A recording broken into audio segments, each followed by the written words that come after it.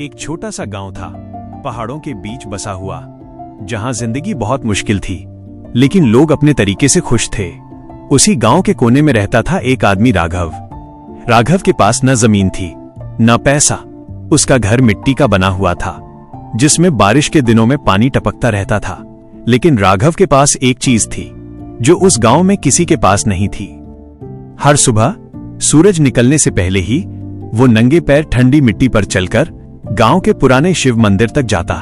मंदिर भी उतना ही पुराना था, टूटे हुए पत्थर, झुकी हुई दीवारें और बीच में एक छोटा सा शिवलिंग।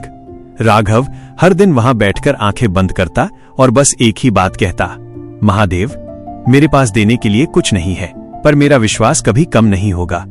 गांव वाले उसे देखकर हंसते थे।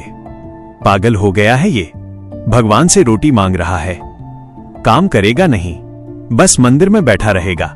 लेकिन राघव कभी गुस्सा नहीं होता, वो बस मुस्कुरा देता, जैसे उसे सब पता हो। एक समय ऐसा आया जब गांव में सूखा पड़ गया, काम बंद हो गया, लोगों के पास खुद के लिए खाना नहीं था, तो राघव को कौन देता।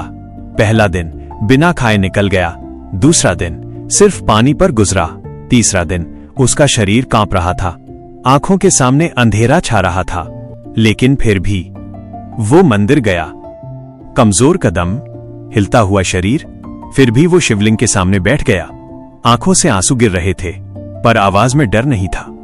महादेव, अगर ये मेरी परीक्षा है तो मैं तैयार हूं, चाहे जान भी चली जाए, मेरा विश्वास नहीं टूटेगा। उस रात आसमान में काले बादल छा गए, तेज बिजली चमक रही थी और जोर की बारिश शुरू हो गई। राघव अपने छोटे से घर में अकेला बैठा था, भूख से तड़पता हुआ। तभी ठक ठक ठक, दरवाजे पर किसी ने दस्तक दी। राघव ने मुश्किल से उठकर दरवाजा खोला। बाहर एक बुजुर्ग साधु खड़ा था, भीगा हुआ, ठंडी हवा में कांपता हुआ। साधु ने धीरे से कहा, बेटा, बहुत भूखा हूं, कुछ खाने को मिलेगा? राघव एक पल के लिए चुप हो गया। उसके पास सिर्फ एक छोटा सा बचा हुआ अनाज था, जो उसने कल के लिए बचाया था। अगर वो दे देता तो वो खुद मर सकता था। लेकिन फिर उसने साधु की आंखों में देखा और मुस्कुरा दिया। बाबा, आप अंदर आइए। राघव ने अपना आखिरी अनाज निकाला, चूल्हा जलाया और धीरे धीरे खाना बनाने लगा। उसके हाथ कांप रहे थे, पर उसके चेहरे पर शांति थी। जब खाना तैयार हो गया तो उसने पूरी थाली साधु के सामने रख दी। साधु ने पूछा, तुम नहीं खाओगे? राघव ने सिर झुकाकर कहा, मेहमान ही भगवान होता है और आज मेरे घर भगवान आए हैं, मैं कैसे खा सकता हूं? साधु चुप हो गया और धीरे धीरे खाना खाने लगा। राघव एक कोने में बैठकर सिर्फ उन्हें देखता रहा। उसकी आंखों में भूख थी, पर उससे ज्यादा भक्ति थी। जैसे ही साधु ने आखिरी निवाला खाया, घर के अंदर एक अजीब सी शांति छा गई। बारिश की आवाज धीरे हो गई, हवा रुक गई और फिर साधु मुस्कुराया। उनकी आंखों से एक तेज प्रकाश निकला।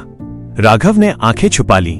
अगले ही पल पूरा घर रोशनी से भर गया और जब राघव ने आंखें खोली तो उसके सामने खड़े थे स्वयं महादेव। डमरू की गूंज, त्रिशूल का तेज और आंखों में अनंत शक्ति।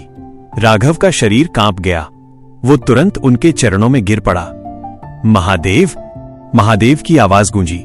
राघव, तुमने भूख में भी अपना सब दे दिया।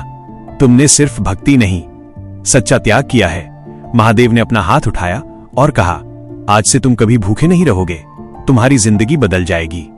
जैसे ही उन्होंने आशीर्वाद दिया, घर चमक उठा, टूटी हुई दीवारें ठीक हो गईं, खाली बर्तन भर गए, घर में रोशनी और खुशहाली आ गई।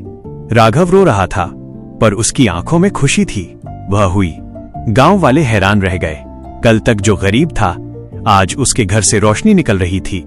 लेकिन राघव वही था, वैसा ही विनम्र, वैसा ही भक्त। वो फिर मंदिर गया और सिर्फ एक बात बोली, महादेव, शुक्रिया नहीं कहूंगा, क्योंकि आप मेरे हैं। शिक्षा, भगवान हमेशा देखते हैं, पर वो तब आते हैं जब भक्ति में सच्चाई और त्याग दोनों हो।